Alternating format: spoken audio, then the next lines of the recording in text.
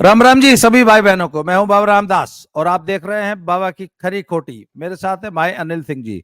अनिल भाई राम राम। जय श्री राम बाबा जी, आपके सभी दर्शकों को भी जय श्री राम। सर आज तो आप बहुत प्रसन्न होंगे। जी प्रसन्न तो हैं। थोड़ा सर और प्रसन्न होते अगर कश्मीर में भी 4-5 सीट और आ जाती तो। चलिए कश्मीर तो सर मान लीजिए हम जम्मू में ही इतना जीत गए उतना ही मैं तो उसी से बहुत खुश हूं। हम्म। और सर एक बात बताइए, पिछली बार मेरा आपका एक डिस्कशन हुआ था ज्योतिर्मय चैनल पे हरिमोहन भाई के साथ। हम लोग चर्चा कर रहे थे एग्जिट पोल्स की। तो आपके जैसा अनुभवी व्यक्ति, आपने कहा था कि मैंने कहा था कि ये फर्जी एग्जिट पोल है। मैं एग्जिट पोल नामक किसी संस्था में विश्वास ही नहीं करता, क्योंकि ये सब स्टूडियो में बैठे बैठे इनके पास कोई डाटा होता ही नहीं है। तो आपने कहा था नहीं ऐसी बात नहीं है, और अगर इतने सारे एग्जिट पोल कह रहे हैं तो सही ही कहे होंगे। जब इतने सारे चैनल्स, इतने सारे, इतना बड़ा तंत्र अगर एक चीज की इशारा कर रहा है तो एग्जैक्टली बेशक वहां ना पहुंचे पर दिशा तो सही ही होगी। आपको याद होगा तब मैंने कहा था कि नहीं सर, दिशा इनफैक्ट इसकी बिल्कुल उलट है। जमीन पे जो परिस्थितियां हैं वो बहुत बदल चुकी हैं। हाँ, पहले ये स्थिति वाकई थी। कांग्रेस 50-55 सीट जीतकर सरकार बनाने की स्थिति में वाकई थी, पर वो बहुत पहले थी। अंत में आते आते चुनाव पलट गया था। और एग्जिट पोल तो बिल्कुल ही। सर क्या कुछ कहेंगे आप इस पे अपने श्री मुख से कुछ? देखिए पहले तो बाबा जी मैं आपको थोड़ा बैकग्राउंड इंफॉर्मेशन आपको याद दिलाऊं कि आप लोगों से मेरी बात हुई थी कि आप इसराइल और लेबनान के संघर्ष के ऊपर बात करेंगे। और जब मैंने डिस्कशन ज्वाइन किया तो मैंने देखा कि ये तो हरियाणा की चर्चा चल रही है। तो मैं तो बिल्कुल ही भौचक्का रह गया कि ये हो क्या रहा है। उसके बाद देखिए फिर आपने कहा कि अब आप बताइए क्या होगा। तो देखिए जब बात भविष्यवाणी करने की होती है तो दो ही तरीके हैं भविष्यवाणी करने के। या तो ग्रहों नक्षत्रों के आधार पर भविष्यवाणी की जाए। अगर हम्म। आपने मुझे नायब सिंह सैनी जी की जन्म कुंडली दी होती तो ठीक ठाक रीजनेबल एक्यूरेसी के साथ मैं बता सकता था कि क्या होने जा रहा है उनका। वो था नहीं हमारे पास। और अगर एस्ट्रोलॉजिकल डेटा नहीं है तो फिर स्टैटिस्टिकल डेटा होना चाहिए जिसके आधार पर भविष्यवाणी की जाए। अब इस स्टैटिस्टिकल डेटा के नाम पर मेरे पास क्या था? केवल वो एग्जिट पोल का डेटा जो आप लोगों ने दिया। मैंने तो वो भी नहीं देखा था क्योंकि मैं तो इजराइल और ईरान के चक्कर में पड़ा हुआ था उस समय।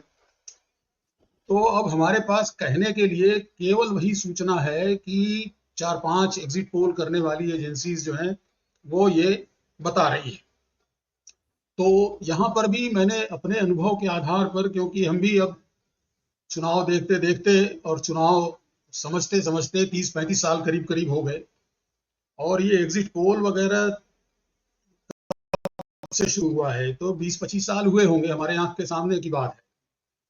तो हालांकि कोई जनरल ट्रेंड जो है सारे एग्जिट पोल्स में फिट होता हुआ तो नहीं मिलता है। लेकिन फिर भी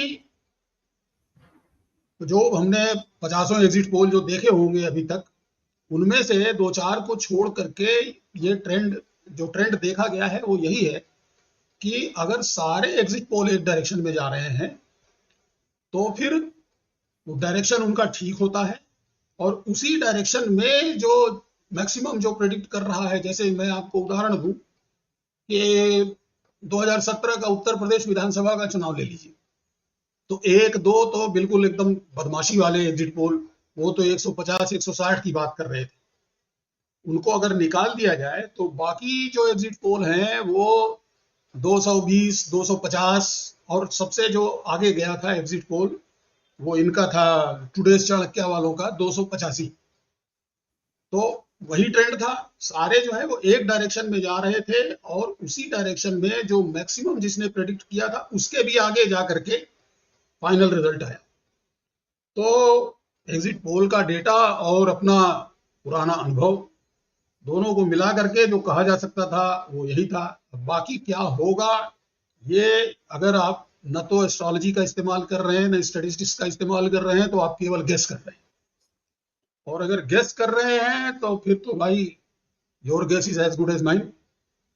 और मैंने तो इस बात को, आप तो निकल गए थे डिस्कशन में से, मैंने हरिमोहन जी को बोला भी कि भाई जो लोग बैठे हुए थे पैनल में उनमें हरियाणा की जो जमीन की जो परिस्थितियां हैं उससे सबसे कम वाकफियत मेरी ही है। मैं बिल्कुल ही नहीं जानता हरियाणा के बारे में। और बाबा जी जो कि मतलब हरियाणा में अच्छा खासा समय जिन्होंने बिताया है, अभी भी बिताते हैं, तो निश्चित रूप से उनकी जो जानकारी है वो हम सभी लोगों से ज्यादा है और उनकी बात पे हमको भरोसा करना चाहिए। आप अगर वो वीडियो देखें पूरा तो आपको मेरा ये वाक्य सुनने को मिलेगा। तो ये है मेरा एक्सप्लेनेशन। नहीं सर, देखिए मैं आपको बताऊं, वैसे एक बात और मैं कहूंगा कि एग्जिट पोल वालों को इस बात का क्रेडिट तो देना ही पड़ेगा कि उनकी वजह से जीत का जो मजा है वो दुगना हो गया। उन्होंने जिस तरह का प्रेडिक्शन किया था और वही एक्सपेक्ट कर रहे थे हम।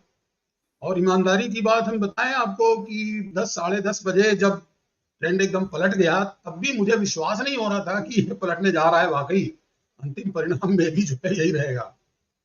तो जितना ज्यादा आप डरे हुए होते हैं तो उतना ही ज्यादा आपको आनंद आता है। तो एग्जिट पोल वालों को मैं इसके लिए तो धन्यवाद दूंगा कि उनके कारण जीत का जो आनंद है वो कई गुना बढ़ गया। जी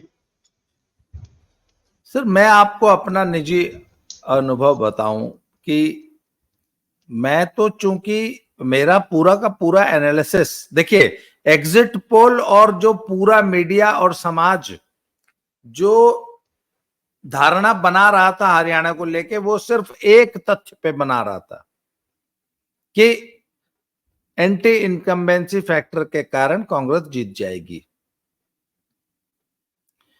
मैं टोटली अलग था। मैं ये कह रहा था कि जाट पोलराइजेशन, मुस्लिम पोलराइजेशन, मुस्लिम और जाट दोनों का जो उत्पात सड़क पे है, इसके काउंटर में एक 35 जातियों की जो युति जो खट्टर साहब ने बनाई थी हरियाणा में, मैं सबसे एक ही बात पूछता था कि भैया वो ये बताओ वो 35 जात का क्या हुआ? तो कहते जी वो एंटी इनकम्बेंसी के कारण टूट जाएगी वो एकता। मैंने कहा ना, अगर एंटी इनकम्बेंसी, मैंने कहा जमीन पे कोई नाराजगी का फैक्टर है? इस सरकार से नाराजगी का कोई कारण बताओ। तो एक कारण तो निकल के आता था कि शहरी क्षेत्रों में जो म्युनिसिपल कॉरपोरेशंस के जो संबंधित जो लोगों के काम होते हैं उसमें बहुत भ्रष्टाचार था। और चूंकि कॉरपोरेशंस थोड़ी सी ऑटोनोमस बॉडीज होती हैं और उसमें सरकारी कर्मचारियों का जो घालमेल था, और सरकारी कर्मचारी हमेशा से कांग्रेसी मानसिकता का रहा है हरियाणा में, क्योंकि सरकार में भी, कर्मचारियों में भी, अधिकारियों में भी ज्यादातर कब्जा जो है वो कांग्रेसियों का रहा है, क्योंकि लंबे समय तक कांग्रेस की सरकारें रही हैं और खर्ची पर्ची से नौकरियां बांटी जाती थी। यहां तक कि जो हरियाणा सिविल सर्विसेज थी वो भी पूरी तरह कंप्रोमाइज थी, चौटाला के जमाने में भी और हुड्डा के जमाने में भी। ये तो ट्रांसपेरेंसी अब आई है। तो जो जितना भी सरकारी कर्मचारी वर्ग था वो सब एंटी बीजेपी था। वो जानबूझ के पब्लिक को परेशान कर रहे थे कि सरकार बदनाम हो। तो एक ये तो फैक्टर था। कुछ शहरों में लोग परेशान थे, जैसे जो हाउस टैक्स वगैरह के मसले थे, इनमें बहुत परेशानी थी। कुछ व्यापारी वर्ग भी अपनी समस्याओं से जूझ रहा था, जीएसटी इत्यादि और तमाम जो होते हैं।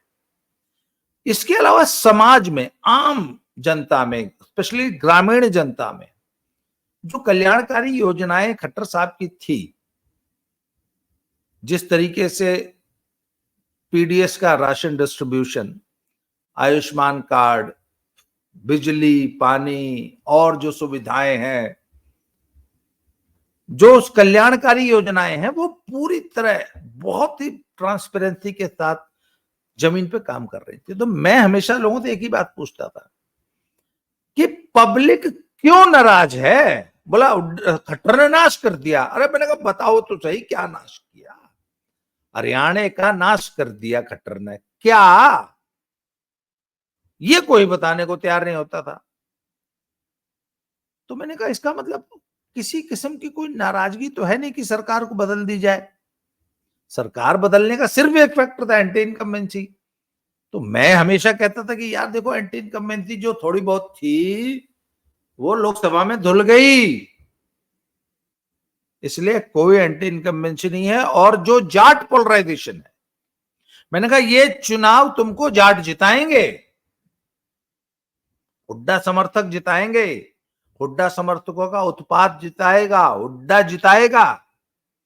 हुड्डा की जो सामंतवादी जो सोच है ना कि पूरी कांग्रेस मेरी, पूरी कांग्रेस पे मेरा कब्जा,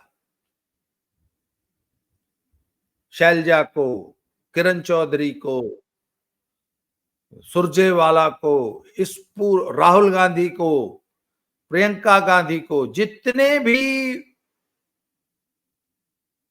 हरियाणा के प्रमुख लोग थे, वीरेंद्र सिंह को, इन सबको उन्होंने साइडलाइन कर दिया, खुद पूरी पार्टी पे कब्जा कर लिया। और ये जो परसेप्शन बन गया था हरियाणा में कि आ गए आ गए आ गए आ गए आ गए हुड्डा आ गए, हुड्डा आ गए, हुड्डा आ गए, मैंने कहा ये बहुत बड़ा एक भय का वातावरण बनाएगा पूरे हरियाणा में, और यही हुआ।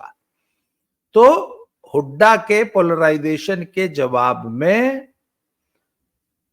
हरियाणा की 35 जातियों का, स्पेशली शैलजा के प्रभाव में, शैलजा के साथ जो दुर्व्यवहार हुआ, मंचों से जो दलितों को गालियां दी गई, जो ये बोला गया क्या है अब तो हमारे लड़के नौकरी लगेंगे, अब तो वापस 5-7 लाख रुपए देंगे और नौकरी लग जाएंगे, अब हमें पढ़ना नहीं पड़ेगा, इस प्रकार के जो प्रचार चल रहे थे, सर इन्होंने 35 जातियों को एकजुट कर दिया। वो एकजुटता मुझे दिखाई देती थी। मैंने कहा यार, अच्छा वो कहते थे कि शहरी पब्लिक बहुत नाराज है। अरे मैंने कहा बीजेपी गांव से जीतेगी सर, अभी तो डाटा आएगा 1-2 दिन बाद, जब डाटा आ जाएगा तब देखिएगा, बीजेपी गांव से चुनाव जीती है। जाटों के खिलाफ भयंकर पोलराइजेशन हुआ है गांव में। तो सर मुझे यह विश्वास था कि ये पोलराइजेशन ही भाजपा को जिताएगा, और वही हुआ। इसलिए मैं कहता था कि एग्जिट पोल फेल है, क्योंकि ग्राउंड रियलिटी ये है कि 35। अच्छा, मैं इसके अलावा मैंने एक काम और किया पिछले 15 दिन में। मेरे पास ना हरियाणा का बहुत बड़ा डाटा है, कम से कम ये जो मैं फोन नंबर दे के रखता हूं अपना, अभी भी आपको स्क्रीन पे दिखा रहा है, इसकी वजह से मुझे बहुत सारे लोग हरियाणा के फोन करते हैं रिपोर्ट देने के लिए। तो मैं सबसे पहले जाति नोट करता हूं, फिर मैं पूछा तू छोड़न, तू दुनिया का ठेका छोड़, तू अपनी बता, तू कौन सी जात है तेरी? बोला जी मैं तो यूं हूं। मैंने कहा तू अपनी जात की बता, तुम्हारी जात का वोट कहां जा रहा है? बोला जी बीजेपी को जा रहा है। मैंने कहा तू सिर्फ अपनी जात की रिपोर्ट कर, तू देश का ठेका मत ले। बोला जी ठीक। सर मैंने कहा भैया यादव सारे, बहुत बड़ी यादव पट्टी है, अहिरवाल बोलते हैं, सारे बीजेपी, ब्राह्मण सारे बीजेपी, ठाकुर सारे बीजेपी, गुजर सारे बीजेपी, उसके बाद ओबीसी कास्ट सारी बीजेपी। तो मैं पूछता था, मैंने कहा अच्छा ये बताओ, मैंने कहा, बोला जी वाल्मीकि। बोला जी अगर चरमकार उधर रहेंगे तो वाल्मीकि इधर रहेंगे। चरमकार, बोले जी चरमकार कांग्रेस में जाएंगे। मैंने कहा शैलजा नाराज है। बोला जी अभी रुक जाओ 10 दिन, ये मैं एक 15 दिन 20 दिन पुरानी बात बोल रहा हूं। तो मैंने कहा आखिर हुड्डा जीतेगा तो किसके वोट से जीतेगा? बोला जी मुसलमान, जाट और चरमकार। फिर जब चरमकार नाराज हो गए, शैलजा की नाराजगी आ गई तो हम लोगों ने, मेरे जैसे लोगों ने तो बहुत उछाला ना, हाय हमारे चर्मकार भाइयों को बे अपमान कर दिया, ऐसे गाली दे दी, हाय हमारी शैलजा बहन को हुड्डा साहब ने, ओ मैंने तो ऐसे घड़ियाली आंसू बहाए, हे भगवान। तो बल्कि मेरे वीडियो के नीचे लोग बोलते थे कि ये बुढ़ा देखो रे, ये बुढ़ा, यो फंडी बाबा, ये पाखंडी बाबा, ये कैसे शैलजा के लिए आंसू बहा रहा है, जैसे शैलजा इसकी बुआ लगती हो। मैंने भाई मेरी बुआ नहीं लगती पर किसी की तो लगती है, दलित वर्ग की तो लगती है। तो हम तो जी दलित सेंटिमेंट उभार रहे थे कि देखो हमारी शैलजा दीदी का कितना अपमान कर रहा है ये हुड्डा, हुड्डा के गुंडे, हुड्डा के गुंडे। ये मेरा फेवरेट वर्ड था, हुड्डा के गुंडे, हुड्डा के गुंडे।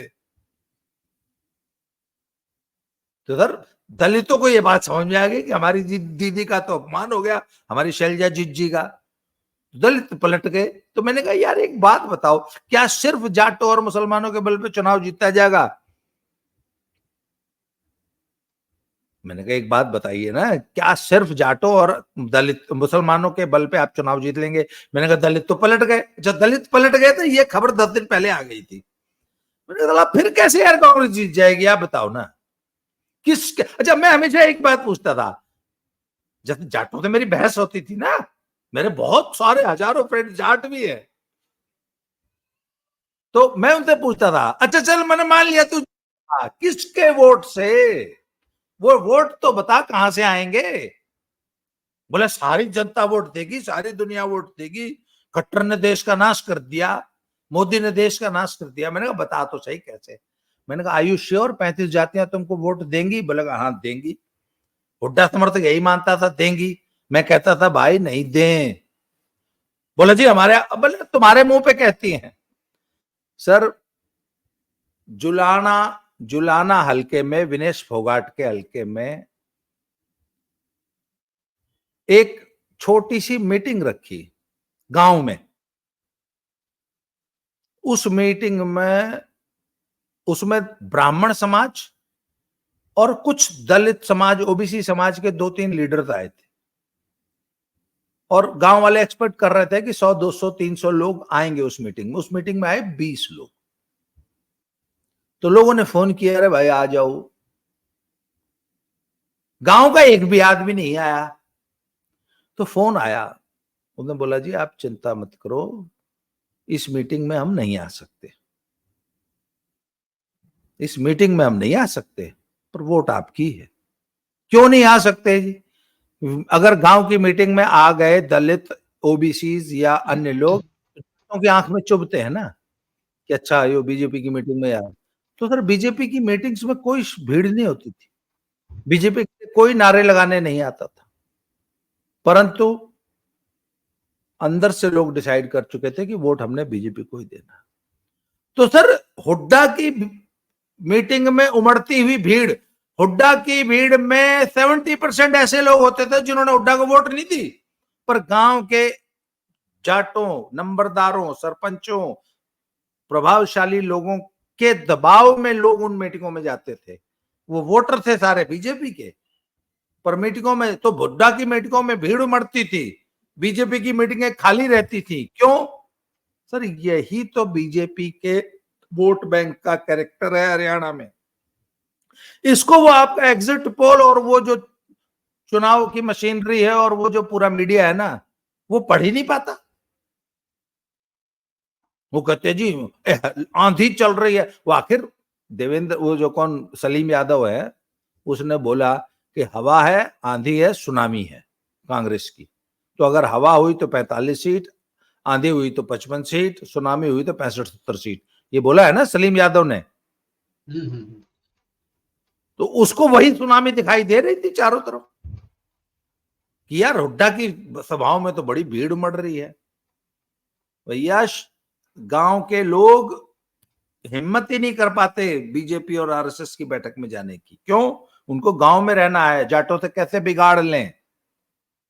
पर मुझे तो सर अंदर की बात मालूम है ना। मैं तो लोगों से पूछता हूँ हाँ लोहार कहाँ जा रहे हैं, अच्छा कुम्हार कहाँ जा रहे हैं, अच्छा धानक कहाँ जा रहे हैं, अच्छा नहीं पता वाल्मीकि कहाँ जा रहे हैं, अच्छा तू कौन है, अच्छा तू बाई कास्ट नाई है, अच्छा नाई समाज क्या कर रहा, अच्छा भाई सैनी कहाँ जा रहे हैं, हैं? ठाकर साहब लोग कहाँ जा रहे हैं, पंडित जी लोग कहाँ जा रहे हैं, राव साहब कहाँ जा रहे हैं। तो एग्जिट पोल इतना एनालिसिस ही नहीं करता, उसने तो मान लिया हाँ भाई आ गई कांग्रेस, आ गई तो आ गई, ये स्टोरी है सर। बाबा जी, सबसे पहले तो मैं आपको बधाई दूंगा। न केवल आपकी जी बात सही निकली, बल्कि मुझे लगता है कि भले इसको सही सही नाप न पाए कोई, लेकिन आपका भी कुछ न कुछ योगदान तो जरूर है इस रिजल्ट में। आप जैसे खुद ही बता रहे हैं, आपने दलितों की भावनाओं को उभारने का काम किया, और दलित ही थे जिन्होंने हार और जीत के बीच में फर्क पैदा किया। और जहां तक एंटी इनकम्बेंसी की बात है, तो पिछले करीब 10-12 सालों से मैं भारत के अतिरिक्त अमेरिका और ब्रिटेन, इनके चुनावों को भी जो है बहुत बारीकी से ऑब्जर्व करता रहा हूँ। 2016 का अमेरिका का जो राष्ट्रपति का चुनाव था, वो मैंने बहुत पिन पॉइंट एक्यूरेसी के साथ फोरकास्ट किया था। अभी भी फेसबुक पे पड़ा होगा हमारा फोरकास्ट, जिसमें मैंने लिखा था कि पॉपुलर वोट जो है वो क्लिंटन को ज्यादा मिलेगा, लेकिन जीतेगा ट्रंप, और 2% वोट ज्यादा मिलेगा उसको, 2% भी लिखा हुआ। अमेरिका का फोरकास्ट करना बहुत कठिन है, क्योंकि 6-7 स्टेट हैं ऐसी जो डिसाइड करती हैं, तो सभी स्टेट्स का अलग अलग करना पड़ता है फोरकास्ट। तो इन देशों का भी चुनाव देखने के बाद मैंने ये पाया है कि एंटी इनकम्बेंसी का जो टर्म है, वो केवल भारत में सुनने को मिलता है। वहां के जो पोस्टर हैं, जो चुनावी पंडित कहे जाते हैं, वहां एंटी इनकम्बेंसी नाम का कोई शब्द चलता ही नहीं है। तो इसके आधार पर मैं कह सकता हूं कि एंटी इनकम्बेंसी जैसी कोई चीज होती ही नहीं है, जब तक कि कोई ऐसा फिजिकली कोई ऐसा पैरामीटर न हो जिसके आधार पर नाराजगी हो सरकार से, कोई ऐसा गलत काम कर दिया हो जिससे नुकसान हुआ हो जनरल पब्लिक का या पब्लिक के खास सेक्शन का। अगर ऐसा कुछ नहीं है तो एंटी इनकम्बेंसी खाली कहने की बात होती है। यहाँ कुछ लोग होते हैं ऐसे जमूरे टाइप के, जो केवल इसलिए दूसरे को वोट देते हैं कि पिछली बार उनको दिया था, इस बार दूसरे को देके देखते हैं। तो उनकी संख्या बहुत ही कम है, वो मैटर नहीं करती। तो एंटी इनकम्बेंसी जैसी कोई चीज नहीं। लेकिन इसके बावजूद आप अगर इस तथ्य को थोड़ा सा ध्यान से देखें, कांग्रेस का जो वोट शेयर है वो पिछली बार के मुकाबले करीब करीब 11%, 11.5% के आसपास बढ़ गया है। पिछली बार उनको मिले थे 28% वोट, इस बार मिले हैं 39%। तो ये 11% वोट शेयर का बढ़ जाना ये कोई मजाक नहीं है। कुछ तो था ही ऐसा जो सरकार के खिलाफ था। भावनाएं कुछ लोगों की तो अवश्य आहत हो रही थी इस सरकार से, और वो जो 11% बढ़ा, एक तो 11% का फिगर जो है कोई बहुत छोटा फिगर नहीं है, और दूसरा ये कि जो 11% बढ़ने की जो अभिव्यक्ति, जो मैनिफेस्टेशन जो उसका नजर आ रहा है, जो आप बता रहे हैं कि मीटिंगों में भीड़ हो रही है और तमाम जो है नारेबाजी, पोस्टरबाजी, सब में वो काफी आगे दिखाई दे रहे हैं। तो 11% का जो मैनिफेस्टेशन था वो इस तरीके से लग रहा था जैसे 11% से भी ज्यादा बढ़ा है। तो जो आपकी तरह से बहुत नजदीकी से नहीं देख रहा है चीजों को, वो तो यही नतीजा निकालेगा जो कि हमारे एग्जिट पोल वालों ने निकाला। और दूसरी बात यह है कि भारतीय जनता पार्टी की तरफ से भी बहुत कुछ माइक्रो मैनेज किया गया और बहुत साइलेंटली किया गया। अब जो साइलेंटली किया जाने वाला काम है, वो तो आपके जैसे जो लोग हैं जो अंदर की खबर रखते हैं वही केवल पकड़ पाएंगे। अब ये बताया गया, मुझे कल ही पता लगा किसी चैनल पे, पता नहीं अजीत भारती या कोई और बता रहा था, कि आरएसएस के कार्यकर्ताओं ने, जो कि लोकसभा के चुनाव में देश के एक बहुत बड़े हिस्से में वो लोग निकले नहीं, वो लोग नाराज रहे, तो आरएसएस के कार्यकर्ताओं ने 4 महीने में 16,000 पब्लिक मीटिंग्स की, छोटी छोटी मीटिंग्स, वो मीटिंगें ऐसी नहीं थी कि लाखों की भीड़ है और तमाम बड़े बड़े मीडिया हाउसेस सारे उसको कवर कर रहे हैं, ऐसी मीटिंग नहीं। लेकिन बहुत साइलेंटली जो है उन्होंने ओपिनियन मेकिंग का काम किया। और इसके अलावा तीसरा फैक्टर एक ये रहा कि जो नेतृत्व था भारतीय जनता पार्टी का, चाहे राज्य का नेतृत्व हो या केंद्रीय नेतृत्व, जिसको भी आप चाहें श्रेय दें, हम तो सैनी जी को इसका श्रेय देंगे कि उन्होंने बहुत सारे कैंडिडेट खड़े किए, ऐसे वोट काटने वाले कैंडिडेट, खासतौर से जाटों के इलाके, बहुत ज्यादा नहीं, 2-4-5 हजार वोट भी अगर काट लिए तो उससे फर्क पड़ गया। आप देखेंगे कि जाट कंसोलिडेशन भी जिसकी आप बात कर रहे हैं, तो जाटों के इलाके में भी भारतीय जनता पार्टी ने काफी सीटें जीती हैं। तो ये सारी चीजें हुई हैं, ये सारी चीजें हुई हैं जिसके कारण ये परिणाम आया है। और 2019 में और कुल मिला जुला करके देखिए, ये इतना क्लोज था मामला। ओवरऑल आप अगर रिजल्ट देखें तो भारतीय जनता पार्टी को केवल 0.8% वोट ज्यादा मिला है कांग्रेस के मुकाबले। अगर ये थोड़ा सा ऊपर नीचे हो गया होता तो फिर इसी तरह से परिणाम दूसरी तरफ भी जा सकता था। अब इसमें कौन से फैक्टर ने कितना प्ले किया, अब जैसे उदाहरण के लिए आम आदमी पार्टी को ले लीजिए, आप हंसी उड़ा सकते हैं उनकी। आम आदमी पार्टी जो है वो 89 सीटों पे लड़ी है, जिसमें से शायद एक में उनकी जमानत बच गई है, ऐसा बताया जा रहा है, एक में जमानत बच गई है। ओवरऑल उनका जो वोट शेयर है वो करीब 1.79 ऐसे ही कुछ है। वो 1.79% अगर कांग्रेस के खाते में चला गया होता तो क्या होता। तो ऐसे बहुत से फैक्टर्स हैं जो एग्जिट पोल वाले तो नहीं पकड़ सकते, कोई तरीका ही नहीं है। एग्जिट पोल गलत करने के दो कारण होते हैं। एक तो ये है कि आदमी खुद ही बायस्ड है, पहले से ही बायस्ड है, वो डेटा ही ऐसा पिकअप करता है जो उसको वही रिजल्ट दे जो वो चाहता है। और दूसरा फैक्टर ये हो सकता है कि उसको आता ही नहीं है करने, वो मालिकों को खुश करने के लिए जैसा वो कहते हैं वैसा बना करके दे देता है। जी,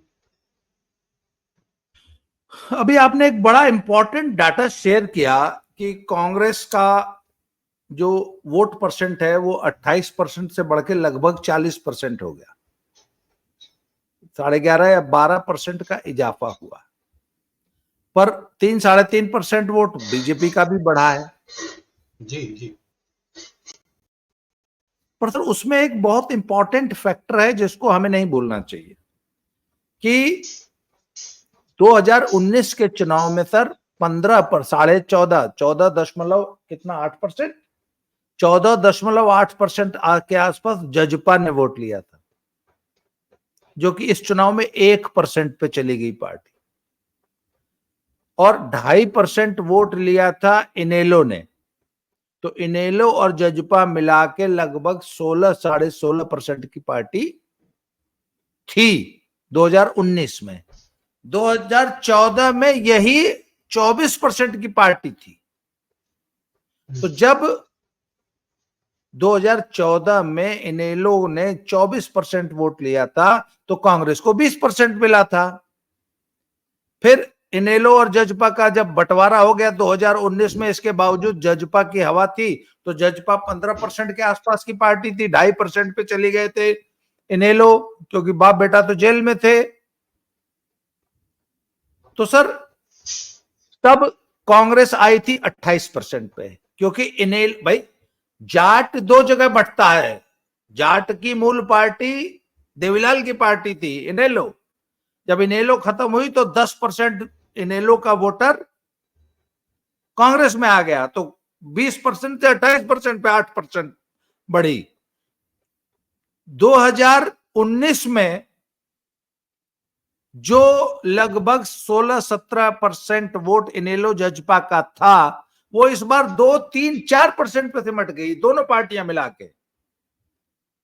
और मान लीजिए आम आदमी पार्टी भी कुछ ले गई, तो वो जो सर 10% की ग्रोथ आपको कांग्रेस के वोट बैंक में दिखाई दे रही है, वो इनेलो जजपा का वोट इधर आया है। मेरे एनालिसिस में एक बात और थी, मैं हमेशा एक बात करता था, कहता था कि अगर इनेलो 10 सीटों पर भी कायदे से चुनाव लड़ गई, अब मेरे सारे पिछले एनालिसिस उठा के देखिए, अगर 10 सीटों पर भी इनेलो कायदे से चुनाव लड़ गई तो कांग्रेस को हरवा देगी। यही हुआ है सर। 10 सीटों पर इनेलो ने 5,000, 10,000, 20,000 वोट काटे हैं, सब पे नहीं काटे। 80 सीटों पर इनेलो कुछ नहीं कर पाई है, पर 10 सीटें खराब की हैं। वैसे प्रभावित तो उन्होंने 20-25 सीटों को किया, पर उस प्रभाव के बावजूद वो 10-15 सीटें कांग्रेस जीत गई, पर 10 सीटें आम आदमी पार्टी और इनेलो जजपा ने मिलके कांग्रेस को हरवाया है। कुछ बसपा ने भी हरवाया है। सोच के देखिए कि अगर इनेलो अपने पुराने फॉर्म में रही होती या जजपा अपने पुराने फॉर्म में रही होती तो आज कांग्रेस 10 सीट दिखाई देती है आपको, 10 सीट पे। तो सर बात यह ना कि आज का जो सेफोलॉजिस्ट है वो हो गया है ड्राइंग रूम सेफोलॉजिस्ट। ना तो असल में सर इनके पास न तो संसाधन, अच्छा जो कंपनियां इन्हें काम देती हैं, जो मीडिया हाउसेस इनको काम देते हैं, उनको भी पता है कि साले कुछ नहीं करते हैं, सारा डाटा फजिंग करते हैं, कमरे में बैठ के, ग्राउंड में तो जाते नहीं है।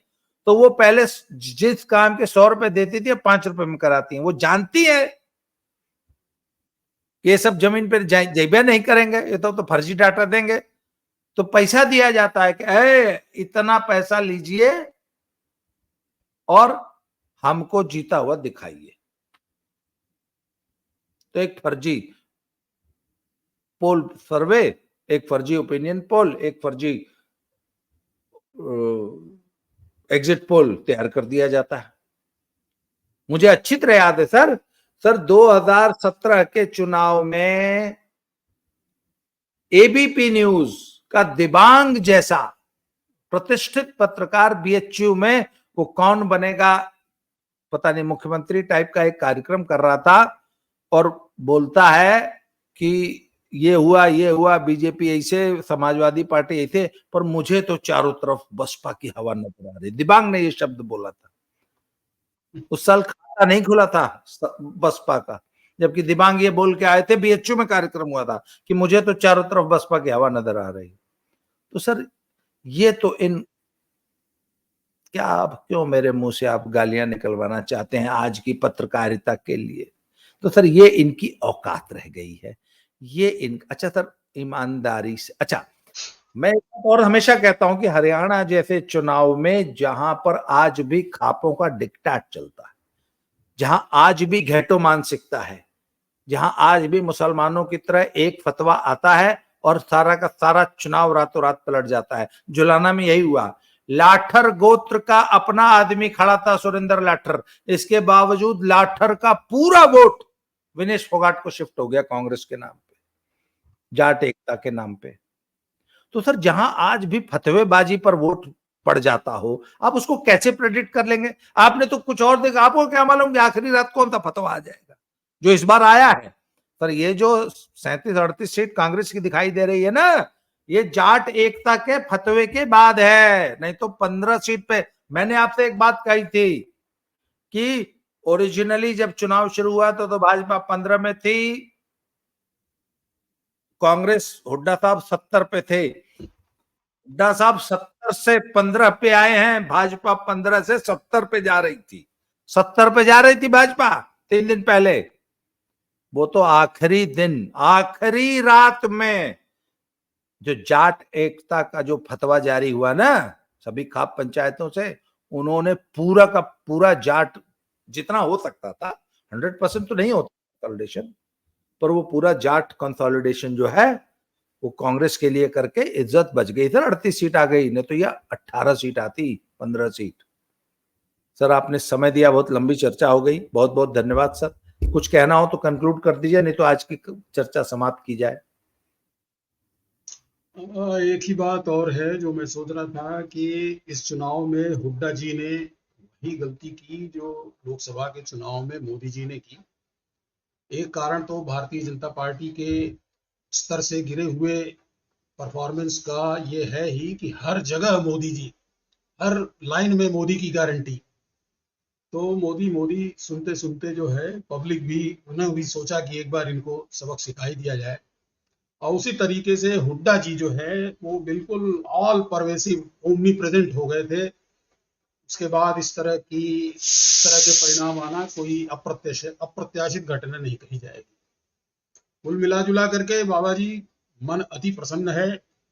और एक सूचना और मैं देना चाहूंगा आपको, मैं अमेजॉन पे देख रहा था माथुराम की जलेबी, तो पता लगा कि मतलब इतनी ज्यादा लोगों ने सर्च किया माथुराम की जलेबी अमेजॉन पे कि उसको आइटम वहां रखना पड़ा। और उसने सूचना दी है कि अभी तो ये अवेलेबल नहीं है और न हम ये बता सकते हैं कि ये कब तक स्टॉक में आएगी।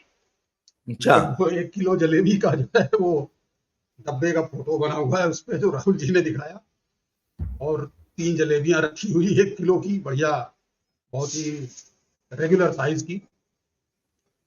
तो जलेबी का इतना तो प्रचार हुआ है। और मैं समझता हूं कि चुनाव हार गए तो भी क्या है, कांग्रेसियों को तो आंदोलन एक शुरू कर ही देना चाहिए भाई, जलेबी की फैक्ट्री गोहाना में लगाने के लिए।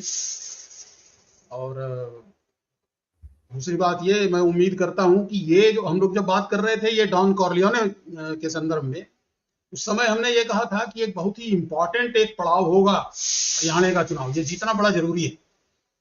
खैर, इसको हम क्या कहें, ईश्वर की कृपा, चुनाव जीत गए हैं। अब इससे जो मोमेंटम जो प्राप्त होगा, ये मोमेंटम निश्चित रूप से आगे आने वाले जो 2 चुनाव हैं, बल्कि 2.5 चुनाव कहिए, 10 जो विधानसभा के उपचुनाव उत्तर प्रदेश में होने वाले, वो भी एक अच्छा खासा मिनी चुनाव समझिए उसको भी।